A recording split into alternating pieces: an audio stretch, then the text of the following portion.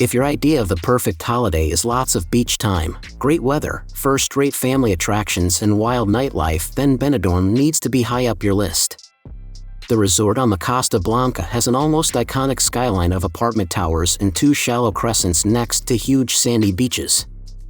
The amount of activities on offer will make your head spin, whether it's golf, go-karting, paintballing, water sports, or mountain hikes. You have an action-packed week or 2 in the sun or a lazy break doing next to nothing. Today we share the top 10 best things to do in Benidorm so you can plan a trip and experience all the exciting attractions and activities this beautiful city has to offer. Starting with number 10, Levante Beach.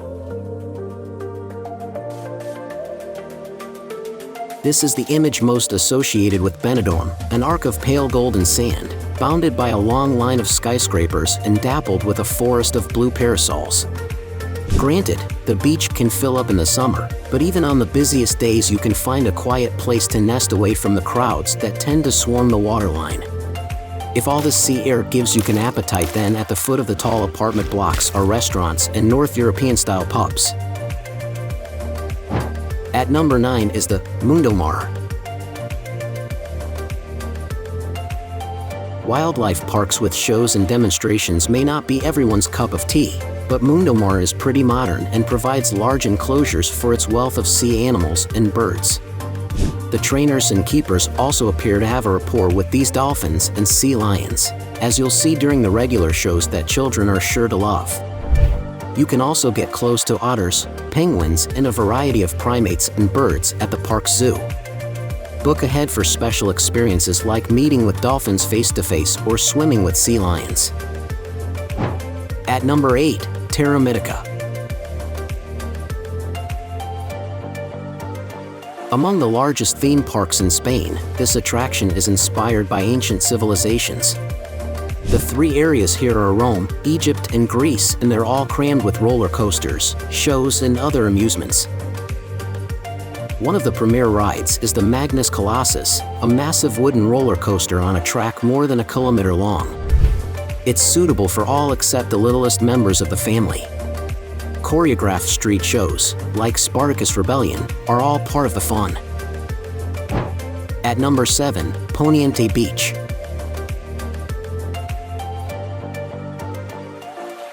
The beach next door to Levante has a very different atmosphere. Although there's the same strip of towers, the bulk of the resort is way off to the east.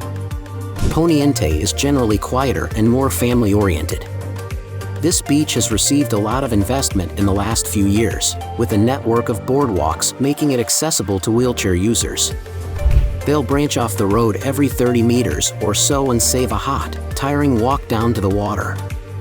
As with Levante, the surf at Poniente is moderate, but less assured swimmers should avoid wading out too far as the undercurrents can be quite strong.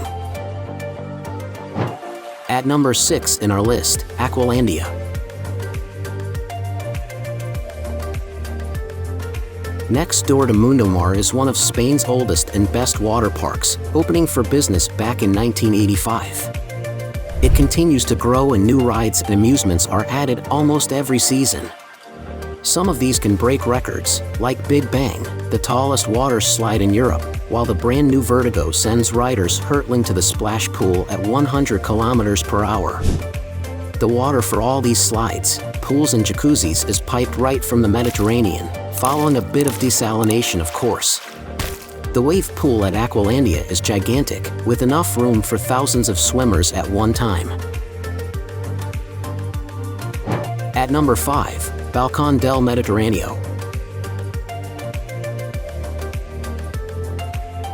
Placa del Castel is a kind of stone garden with chessboard tiles and white balustrades on the headland between Poniente and Levante.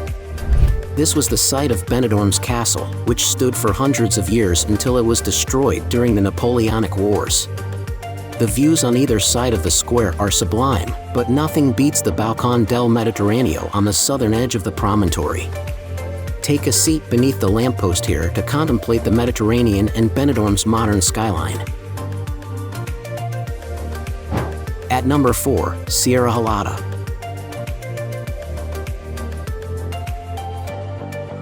For all Benidorm's urban character, there's a large natural park covering a large swathe of the coastline just next door.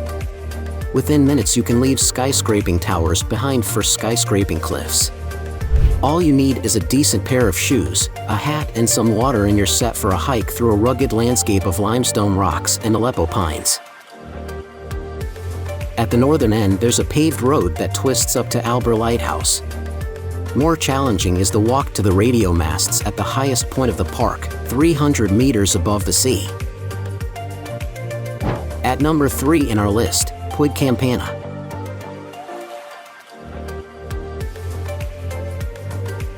The village of Finestrat is 15 minutes by car, and here you can get detailed information on how best to ascend one of the region's highest and most emblematic peaks. Visit the tourist office for trail maps, make sure people know that you're going to attempt the climb, and then you can be on your way. You won't need anything more than sensible clothing, food, water, and a phone to climb the 1,406 meters to the top. As you go you'll encounter a sparse, almost lunar landscape of scree and the odd tufts of pine and juniper scrub. At number 2, Altea.